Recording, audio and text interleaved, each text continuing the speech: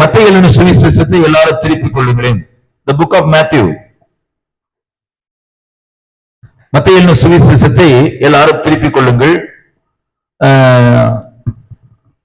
இந்த வேத புஸ்தகத்தை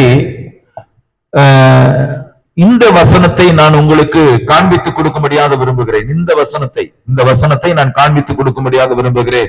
மத்தேயு எழுதின சுவிசேஷம் 2ஆம் அதிகாரம் 11வது வசனத்தை வாசியுங்கள். 2ஆம் அதிகாரம் 11வது வசனம்.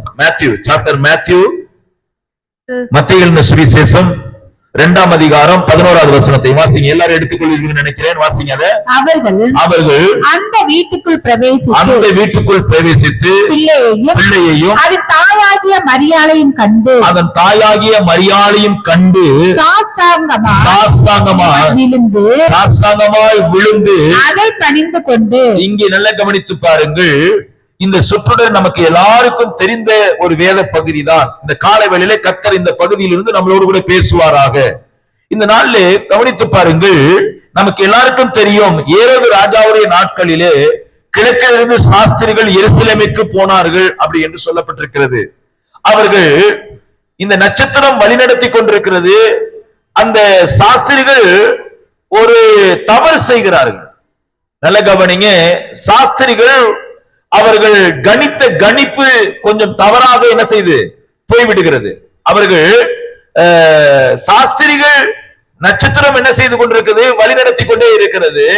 ஆனா அந்த இடத்துல இந்த சாஸ்திரிகள் ஒரு மிஸ்டேக் நடக்கிறது. என்னன்னா 2வது வசனம், 2ஆம் அதிகாரம் 2வது வசனம், யூதருக்கு ராஜாவாக பிறந்திருக்கிறவர் எங்கே கிழக்கிலே அவருடைய நட்சத்திரத்தை கண்டு அவரை பணிந்து கொள்ள வந்தோம் என்றார்கள். இப்ப நல்ல கவனித்து பாருங்க. ஏரோது ராஜாவுடைய நாட்களிலே இந்த சாஸ்திரிகள் எங்கே போகிறார்கள்? கிழக்கிலிருந்து எருசலேமுக்கு போறார்கள். ஆனா போன இடம் தான் என்னது, அந்த இடத்துலதான் அவருடைய கால்குலேஷன் தப்பா போச்சு. அவங்க என்னன்னா, யூதருக்கு ராஜாவாக பிறந்திருக்கிறவர் அரண்மனைக்குள்ளாக பிறந்திருப்பார் என்கின்ற ஒரு கணிப்பு அவர்களுக்கு தப்பாய் போய்விட்டது. அதனால தான் அந்த சாஸ்திரிகள் எங்க போயிட்டாங்க, அரண்மனைக்கு போயிட்டாங்க.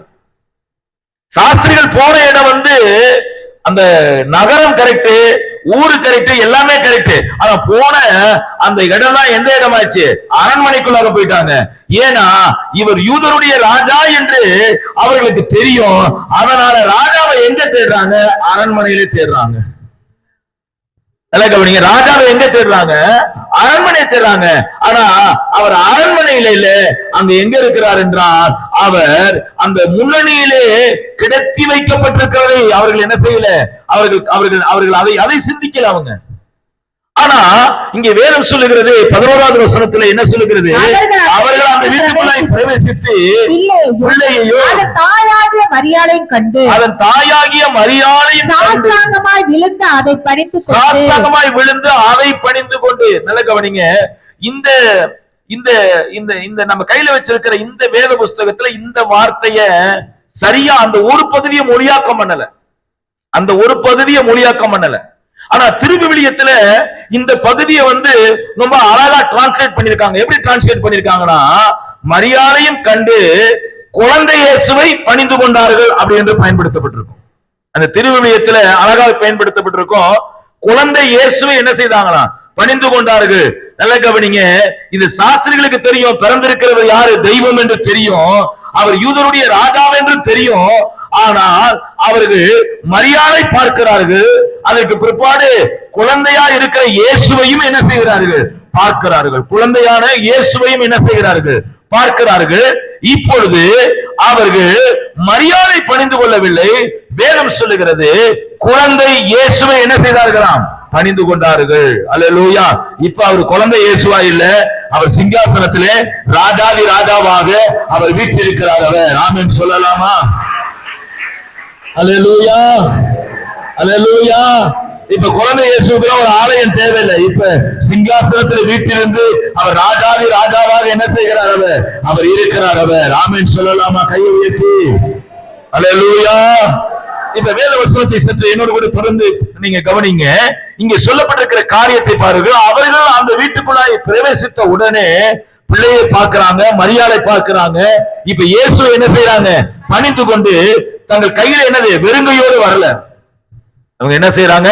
வெறுமையோடு வரல, பொக்கிஷங்களை கொண்டு வருகிறார்கள். சிலர் சொல்லுவாங்க 3 பேர் போனாங்க, 3 பேர் போனாங்கன்னு வேதத்துல சொல்லல. 3 பேர் போனாங்கன்னு சொல்ல, எத்தனை சாஸ்திரிகள் போனாங்கன்னு சொல்லல. ஒரு ஒரு ஒரு வேத வல்லுநர் சொல்றாரு, இலங்கை யாழ்ப்பாணத்திலிருந்து ஒருத்தரும் இந்தியாவிலிருந்து 2 பேரும் அப்படி போயிருக்கலாம், சில பேர் இந்தியாவிலிருந்து போயிருக்கலாம் அப்படி சொல்றாரு அவரு. ஒருத்தர் சொல்றாரு யாழ்ப்பாணத்திலிருந்து ஒரு பேரை சொல்லி இந்த நபர் அங்க போயிருக்கிறாரா அப்படி சொல்றாரு. அது எந்த அளவுக்கு சாத்தியம் தெரியல. அப்படி எந்த வரலாற்றுடைய பின்னணியை வைத்து சொல்றாருன்னு தெரியல எனக்கு. சோ ஒரு கூட்டம், சாஸ்திரிகள் கூட்டம் என்ன செஞ்சிருக்குது? இயேசுவை தரிசிக்கும்படியாக எங்க போகுது? ஜெருசலேமுக்கு போகுது. கையை உயர்த்தி ஆமென் சொல்லுங்களேன். இப்ப அந்த கூட்டம் தங்க கையில என்னது? பொக்கிஷம் எடுத்துட்டு போகுது. அந்த பொக்கிஷத்திலே 3 விதமான பொருட்கள் இருக்கிறது. ஒன்று பொன், என்ன செய்து பொண்ணை எடுத்துட்டு போறாங்க. 2வது தூப வர்க்கத்தை எடுத்துட்டு போறாங்க. 3வது வெள்ளை கோலத்தை என்ன செய்யறாங்க? எடுத்துட்டு போறாங்க.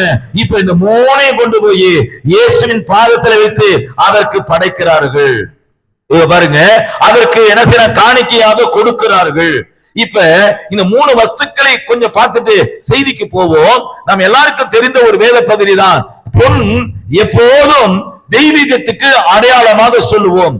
இப்ப ஏன் இதை நாம் பொன்னை தெய்வீகத்துக்கு அடையாளமாக சொல்லுகிறோம் என்றால், இங்கே பழைய ஏற்பாட்டிலே ஆசாரிப்பு கூடாரம் என்கின்ற அந்த கூடாரம் நமக்கு எல்லாருக்கும் தெரியும்.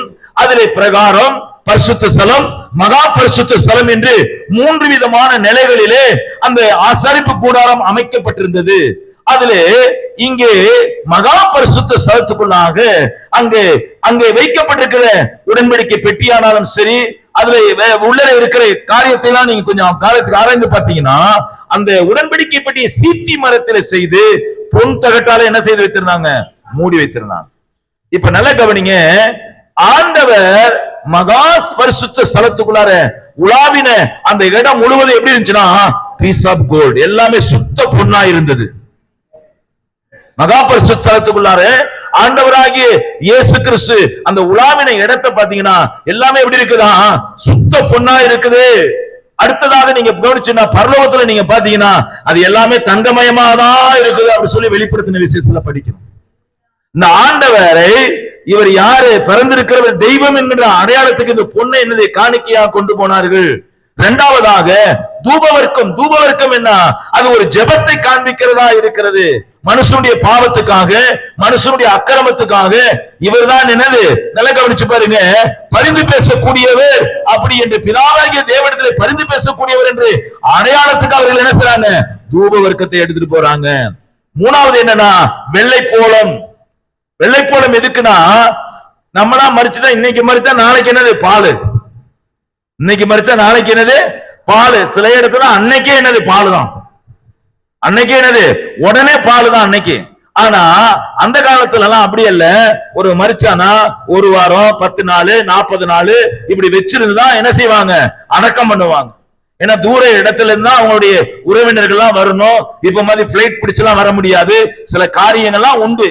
அதனால அவங்கள ரொம்ப நாளா வச்சிருக்கணும். அப்ப அந்த சரீரம் கெட்டு போகாம இருக்கும்போது இப்போ உள்ள ஃப்ரிசர் இல்ல. அப்ப திரவியம், அதாவது வாசன திரவியங்களை வச்சுதான் அது என்ன செய்யணும்? பராமரிக்கணும். அதுக்கு பயன்படுத்தக்கூடிய ஒரு பொருள் தான் என்னது? இந்த வெள்ளை போலம்.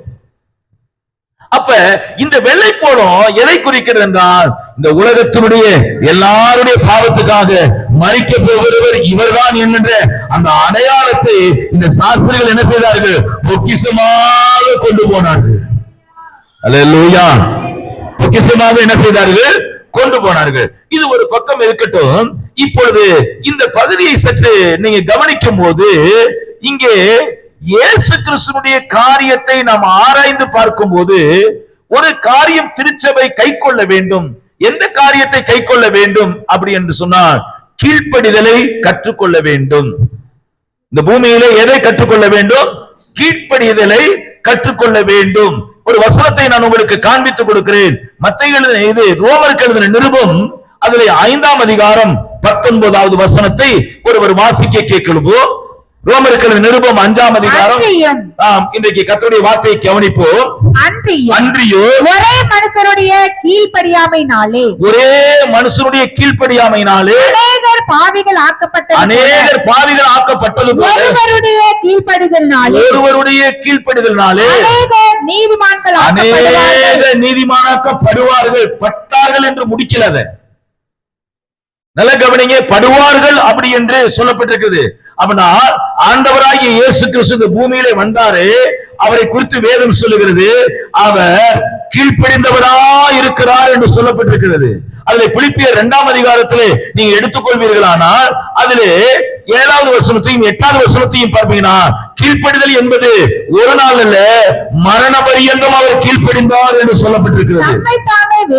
தம்மை தாமே வெறுமையாக்கி ரூபம் எடுத்து. நான் யோசித்து பார்த்தேன், காலை வேளையிலே ஒரு மனுஷனுக்குள்ளாக கீழ்ப்படிதல் இல்லாமல் எப்போது போகிறது என்றால், தனக்கு அவன் ஒரு நிலையை வைத்துக் கொள்ளும் போது அவன் தேவனுக்கு கீழ்ப்படியாமல் போய்விடுகிறான்.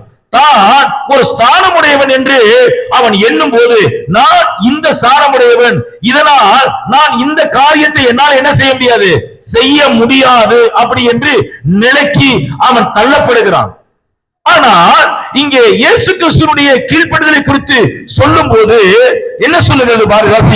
தம்மை தாமே வெறுமையாக்கி. நல்ல கவனிங்க, டோட்டலி நல்ல கவனிங்க, நான் ஒன்றுமில்லை, ஐ எம் நத்திங், நான் என்ன கிடையாது, ஒன்றுமில்லை அப்படி என்று ஒரு மனுஷன் எப்போது தன்னுடைய வாழ்க்கையிலே அவன் அதை சிந்திக்கிறானோ, அதை தன்னுடைய வாழ்க்கையை சிந்தித்து பார்க்கிறானோ, அப்பொழுதுதான் அவனுடைய வாழ்க்கையில கீழ்ப்படிதலே ஆரம்பமாகிறது. அல்லேலூயா. கையை வைத்து சொல்லுங்க அல்லேலூயாவை. நல்ல கவனிங்க, தன்னை நான் ஒரு பெரிய பாஸ்டர், நான் ஒரு பெரிய விசுவாசி, நான் தான் எல்லாம் அப்படின்னு நீங்க நினைச்சீங்கன்னா, நான் நினைச்சேன்னா தேவ திட்டங்களுக்கு தேவ காரியங்களுக்கு ஒரு நாள் நான் என்ன செய்ய முடியாது, கீழ்ப்படியவே முடியாது. அதனாலதான் நல்ல கவனிங்க, சாமுவேல் சவுலிடத்துல சொல்றாரு, பலிகளை பார்க்கிலும் கீழ்ப்படிதல் எப்படி இருக்குதான் உத்தமம். அல்லேலூயா. எல்லா பலிகளை பார்க்கல என்னது, நல்ல கவனிங்க, ஒருத்தனை பார்த்து சொல்ற ஞானசனம் எடுப்பா, ஒரு சபரியை பார்த்து ஞானசனம் எடுப்பா, அவன் தன்னை ஒரு ஆளா நினைச்சுக்கலாம், தன்னை ஒரு ஆளா அந்த அம்மா நினைச்சுக்குது. அதனாலதான் தேவ நீதிக்கு அவங்களால என்ன செய்ய முடியல, கீழ்ப்படிய முடியல. அப்ப கீழ்ப்படிதல் என்பது நாம ஒன்றுமில்லை என்று ஒத்துக்கொள்ளும் போதுதான் கீழ்ப்படிதல் நமக்குள்ளாக எப்படி செய்ய வருது, செயல்பட ஆரம்பிக்குது. அல்லேலூயா. உண்மைதானே?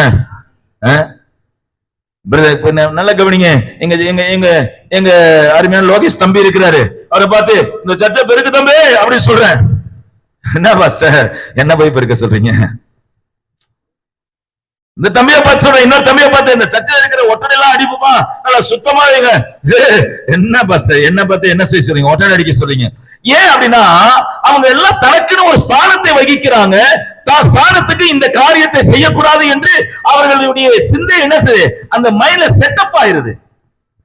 ஆனால் இயேசுவை பாருங்க, 6வது வசனத்தை நீங்க கவனிச்சு பாத்தீங்கன்னா, பிலிப்பியர் 2:6 படிச்சு பாத்தீங்களா, அவர் தேவனுடைய ரூபமா இருந்தோம், தேவனுக்கு சமமா இருப்பதை கொள்ளையாடின சமமா இருந்தோம், தேவன் அதை கொள்ளையாடின பொருளா எண்ணாதபடிக்கு தம்மை தாமே வெறுமையாக்கி என்ன செய்தாரா, தம்மை தாமே என்ன செய்தாரா, வெறுமையாக்கி, தம்மை தாமே வெறுமையாக்கி. கவனிங்க, கீழ்ப்படிதல் வரணும்னா நான் ஒன்றுமில்லை என்று எப்போது அவருடைய பிள்ளைகள் ஒத்துக்கொள்கிறார்களோ அப்போது கீழ்ப்படிதல் தன்னாலே ஒரு மனுஷனுக்குள்ளாக தோன்ற ஆரம்பிக்கும், வர ஆரம்பிக்கும், செயல்பட ஆரம்பிக்கும். நல்ல கையை தட்டி ஆமென் சொல்லுங்களேன். ஐயா, அந்த மனுஷன் வந்து தாவீது வந்து நடனம் பண்ணினா, ஆடுனா, பாடுனா, குதிச்சா அப்படின்னு சொல்லி நம்ம வேதத்திலே பார்க்கிறோமே. அந்த தாவீது தான் ஒரு ராஜா அப்படிங்கிற ஒரு ஸ்தானத்தை அவன் தன்னுடைய சிந்தையிலே நினைத்திருப்பானால், சிந்தையிலே வைத்திருப்பானால் அவன் கண்டிப்பா என்ன செய்திருக்க முடியாது, ஆடி பாடி இருக்க முடியாது, கர்த்தரை மகிமைப்படுத்தியிருக்க முடியாது. இப்ப தாவீது நான் ஒன்றுமில்லை, அவன் சொல்றான் நான் ஒரு தூசி, நான் ஒரு குப்பை அப்படி சொன்னனால்தான் தன்னுடைய நிலையை அவன் மறந்து கர்த்தரை மகிமைப்படுத்த ஆரம்பிக்கிறான் அவன். அல்லேலூயா. எப்போது நீங்களே நானும் இந்த பூமியிலே கிறிஸ்துவை மற்றவர்களுக்கு கொண்டு போக முடியும், கிறிஸ்துவை இதை எப்போது நான் மற்றவர்களுக்கு கொண்டு போய் சேர்க்க முடியும்? முதல்ல நீங்களும் நானும் அவருக்கு கீழ்ப்படியும் போதுதான் கொண்டு சேர்க்க முடியும். கீழ்ப்படியாமல் இருக்கிற ஒரு முரட்டாட்டம் உள்ள சிந்தை உள்ளவர்கள் கண்டிப்பாக இயேசுவை இந்த உலகத்திற்கு கொண்டு போகவே முடியாது. நான் சொல்கிறேன், சரீர முரட்டாட்டத்தை சொல்லுறேன். சிந்தையிலே இருக்கிற முரட்டாட்டம் ஒளிந்தால் ஒளிய நாம் கிறிஸ்துவை என்ன செய்ய முடியும்? கொண்டு போக முடியும். ஆமென் சொல்லலாமா? அல்லேலூயா. இங்க பாருங்க, ஒரு காரியத்தை கீழ்ப்படிதலுக்கு ஒரு காரியத்தை நான் இந்த கிறிஸ்துமஸ்க்கு தேவையான இடத்துல ஒரு வசனத்தை காண்பிக்கிறேன் பாருங்க. அந்த வசனத்தை பாருங்க, மத்தேயு சுவிசேஷத்தை எடுத்துக்கொள்ளுங்க. 1ஆம் அதிகாரம், மத்தேயு சுவிசேஷம் 1ஆம் அதிகாரம் 18வது வசனத்தை பாருங்க.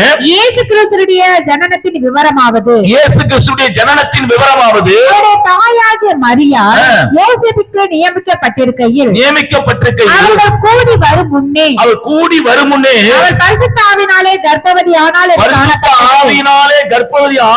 என்று காணப்பட்டது. புருஷனாகிய யோசேப்பு நீதிமானாய் இருந்து அவனை அவமானப்படுத்த மனதில்லாமல், அவனை நல்ல கவனிங்க, அவமானப்படுத்த மனதில்லாமல் ரகசியமாய் அவளை தள்ளிவிட யோசனையாய் இருந்தான். நல்ல கவனிங்க, இயற்கையாகவே இந்த யோசேப்பு ஒரு நல்ல மனுஷன். அதனால தான் நடந்திருக்கக்கூடிய காரியம் இயற்கைக்கு மாறாக அங்கே மரியாதை பொழுது என்ன செய்திருக்கிறார்? கருவுற்று இருக்கிறார். இப்பொழுது இந்த மரியாதை அவர் அவமானப்படுத்த விரும்பாதபடிக்கு அவர் என்ன செய்கிறார்? இந்த மரியாதை ரகசியமாக தள்ளிவிட அவர் யோசனையாக இருந்தார். கவனிங்க, எனக்குரிய சொல்லுகிறார்கள், வேத புருஷர்கள் சொல்லுகிறாருங்க, மல்கியாவிலிருந்து மத்தேயு எழுதின அந்த இயேசு கிறிஸ்து காலம் வரைக்கும் 400 ஆண்டு காலம் அந்த பூமியிலே கர்த்தருடைய வார்த்தை இல்லாமல் இருந்தது. அது இருள் நிறைந்த அது காலம் அப்படி என்று சொல்லுகிறார்கள். நான் கூட வச்சிருக்கிறேன் என்னுடைய பைபிள்ல, இந்த பழைய ஏற்பாட்டு முடியும் போது என்னுடைய பைபிள்ல என்ன இப்படி அவங்க பிரிண்ட் பண்ணி வச்சிருக்காங்க. மத்தேயு எழுதின சுவிசேஷம், மல்கியா எழுதின சுவிசேஷம் முடிஞ்ச பிற்பாடு புதிய ஏற்பாடு தொடங்குறதுக்கு முன்னாடி என் பைபிள்ல பாருங்க இருண்ட காலம் அப்படி எழுதி வச்சிருக்காங்க. என்னுடைய பைபிள்ல இருண்ட காலம் சொல்லி எழுதி வச்சிருக்காங்க. உங்களுக்கு அந்த மாதிரி அச்சிட்ட பைபிள் இல்ல, நீங்க சாதா பைபிள் வச்சிருப்பீங்க.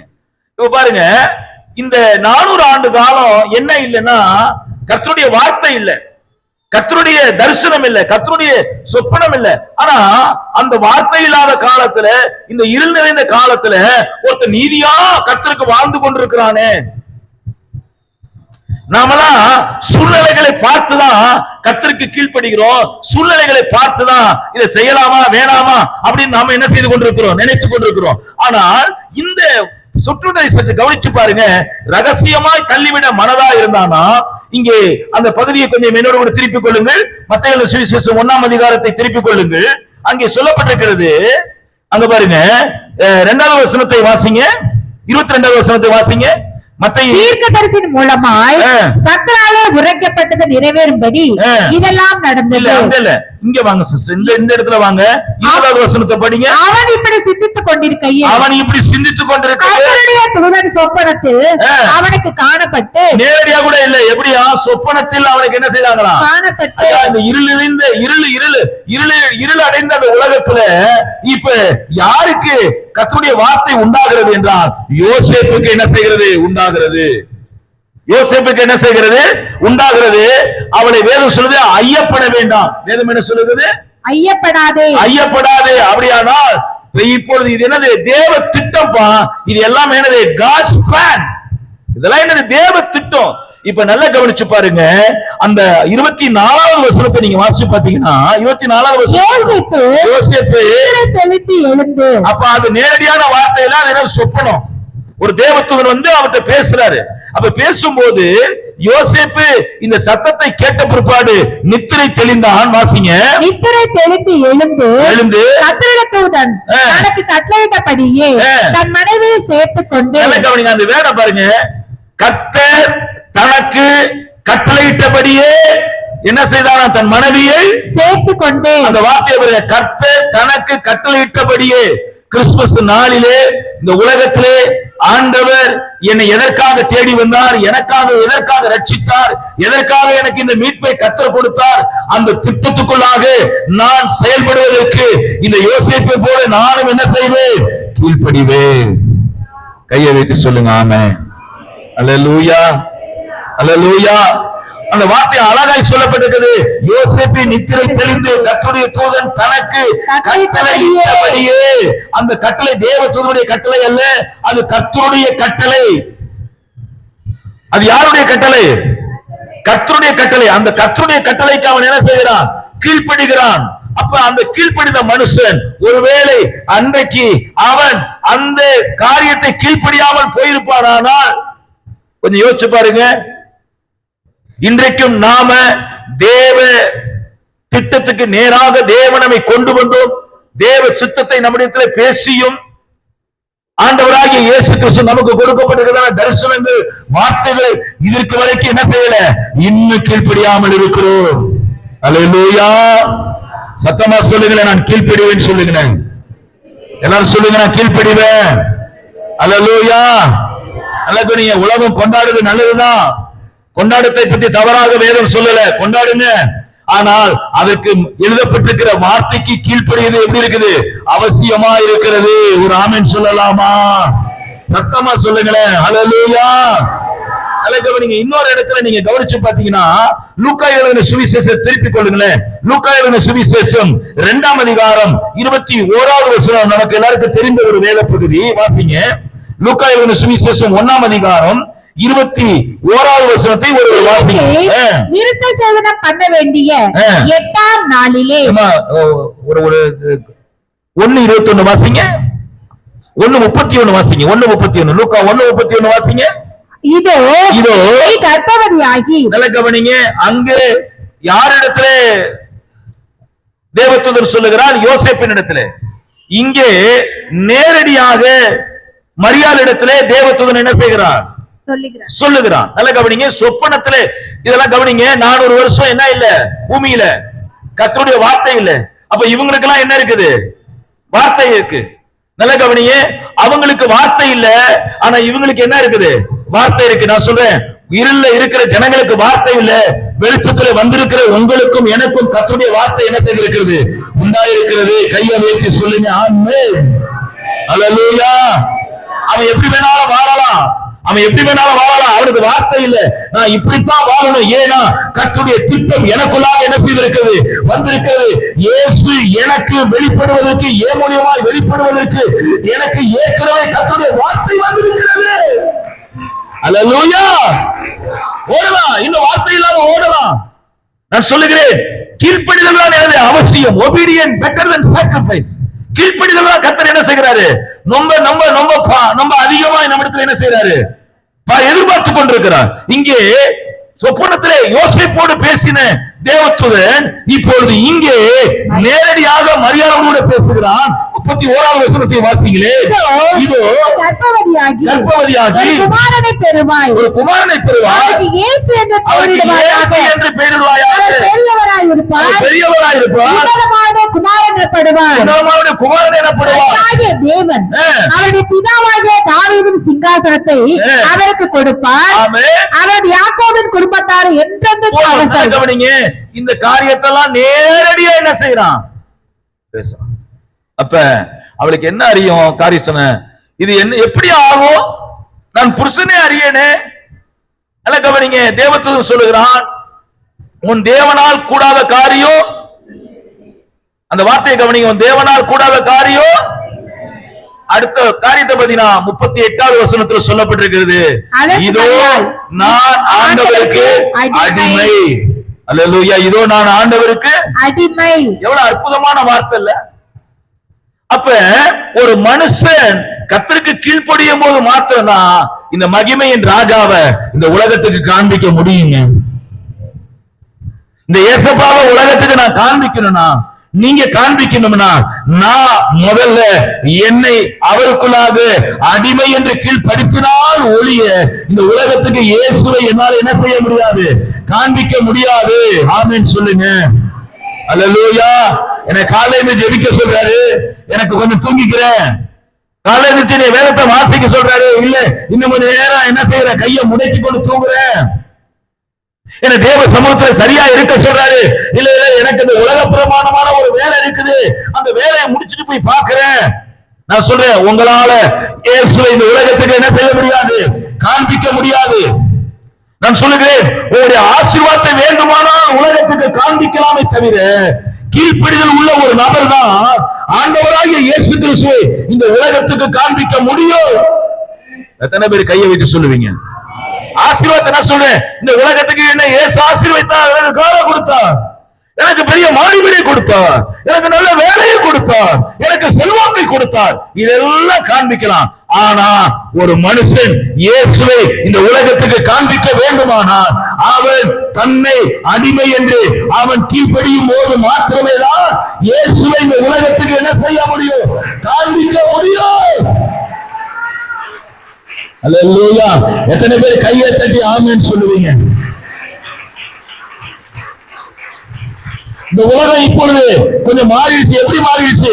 அவன் கத்தர் கொடுத்த காரை காட்டுது, கத்தர் கொடுத்த வீட்டை காட்டுது, கத்தர் கொடுத்த வேலையை காண்பிக்குது. கத்தர் என்ன செய்யல? காண்பிக்க கொடுக்கல. ஹலோ, இந்த உலகத்துல இன்னைக்கு தலைகளா மாறிடுச்சு. கத்தர் கொடுத்த கத்தர் கொடுத்ததை காட்ட வேணாம். கத்தர் உன்னோடு பேசினாரு, அதற்கு முதலாவது என்ன செய்ய வேண்டும்? கீழ்ப்படிய வேண்டும். அல்லேலூயா. யோசேப்பு கீழ்ப்படிந்தார், மரியாள் கீழ்ப்படிந்தார். ஏன்? ஆண்டவராகிய இயேசு கிறிஸ்து அவர் எந்த காரியத்துக்கு இந்த உலகத்துக்கு வந்தாரோ அந்த காரியத்துக்கு மரண பரியந்தம் என்ன செய்தாராம்? கீழ்ப்படிந்தாராம். அல்லேலூயா. கர்த்தர் பெரியவராய் இருக்கிறார். அவர் நல்லவர். சொல்லுங்க எல்லாரும், வாயத்தோடு சொல்லுங்க, அவர் நல்லவர். நல்லா சொல்லுங்க, நல்லவர். இன்னும் சத்தமாக சொல்லாம நல்லவர்னு. அல்லேலூயா. நல்ல சொல்லுங்க, நல்லவர். கீழ்ப்படிதல் உள்ளவனுக்கு தான் ஆராதனையே கம்பீரமா இருக்கும். கீழ்ப்படிதலுக்கு பாருங்க, அவங்களுக்கு ஆராதனை எப்படி இருக்கும்? கம்பீரமா இருக்கும். மத்த ஆளுக்கெல்லாம் என்ன இருக்கும்? ஆராதனையே ஒரு கசப்பா இருக்கும். எப்ப முடிப்பார். கீழ்ப்படிதல் உள்ள ஆளுக்கு எப்படி இருக்கும்? ஆராதனை இன்னும் கொஞ்ச நேரம் பேச மாட்டாரா? இன்னும் கொஞ்ச நேரம் என்னது? நான் நிறைய பேசுறத நேரம், நான் உங்களை மாதிரி இல்ல, நான் கரெக்டான நேரத்துல உங்களை விட்டுவேன். நான் கையை வைத்து ஆமென். இந்த பாருங்க, இதுல ஒரு காரியம் பாருங்க. மரியாள் சொல்லுகிறாள், நான் யாருக்கு அடிமை? ஆண்டவருக்கு அடிமை. இப்ப காரியம் என்ன செய்யுது? நல்ல கவனிங்க. தேவ திட்டம் இப்ப தொடங்க ஆரம்பிச்சிருச்சு. தொடங்கின பிற்பாடு இயேசு இந்த உலகத்துக்கு என்ன செய்தாரு? மரியாள் மூலியமா வெளிப்பட்டுட்டாரு. இப்ப மரியாள் மூலியமா வெளிப்பட்ட பிற்பாடு இங்க ஒரு காரியத்தை சொல்லுகிறேன் பாருங்க. யோசேப்பும் மரியாளும் இந்த உலகத்துல அவங்க பெரிய செல்வ சீமான் கிடையாது, அவங்க ரிச்சஸ்ட் மேன் கிடையாது. இன்னைக்கு சொல்றாங்க, நான் ஆசீர்வாதமா இருந்தாலும் இயேசுவை சொல்ல முடியும். நான் சொல்றேன், நான் ஆசீர்வாதமா இருக்கிறது கர்த்தருடைய சித்தம் தான். நான் சொல்றேன், நான் ஆசீர்வாதமா இருந்தாலும் இல்லைனாலும் எனக்கு கொடுத்திருக்கிற வேலைன்னு ஒண்ணு இருக்கு பாருங்க, அதை நான் செய்து முடிக்கணும். எனக்கு கொடுத்திருக்கிற வேலைன்னு என்ன செய்யுது? ஒண்ணு இருக்கு, அதை நான் என்ன செஞ்சிடணும்? செய்து முடிக்கிறேன். என்னைய ஆண்டவர் ஆசீர்வதிப்பார், அது ஒரு பகுதி இருக்கட்டும். ஆனா எனக்கு கர்த்தருடைய திட்டம் இருக்குல்ல, அதுல சரியா நான் என்ன செய்யணும்? ஓட ஆரம்பிக்கணும். ஒருத்தர் சொன்னாரு, பாஸ்டர் நான் இப்ப ஓட்டு வீட்டுல இருக்கேன், எனக்கு இந்த பகுதியில ஒரு மாடு வீடை கட்டி கொடுத்துட்டாருன்னா இந்த ஊரே நான் கிறிஸ்துக்குள்ள எடுத்துட்டு வந்துருவேன். இந்த ஊரையே நான் என்ன செஞ்சிருவேன்? கிறிஸ்துக்குள்ள கொண்டு வந்துருவேன் அப்படின்னு சொன்னாரு. அவரை ஆண்டவர் ஒரு மாடி வீடை கட்டி கொடுத்தாரு. அவருக்கு நடந்த சம்பவம் நம்ம நாட்கள்ல நடந்த சம்பவம். அவருக்கு ஆண்டவர் ஒரு மாடி வீடை கட்டி கொடுத்தாரு. மாடி வீடை கட்டி கொடுத்தா நல்லா கவனிச்சு பாருங்க, அவரு பிரதர் ஜபத்துக்கு வரலையா, ஆராதனைக்கு வரலையா, அவரையே என்னால இருக்க முடியல. அவரே என்னால என்ன செய்ய முடியல? இருக்க முடியல. கர்த்தருடைய பிள்ளைகளை கொஞ்சம் கவனிங்க.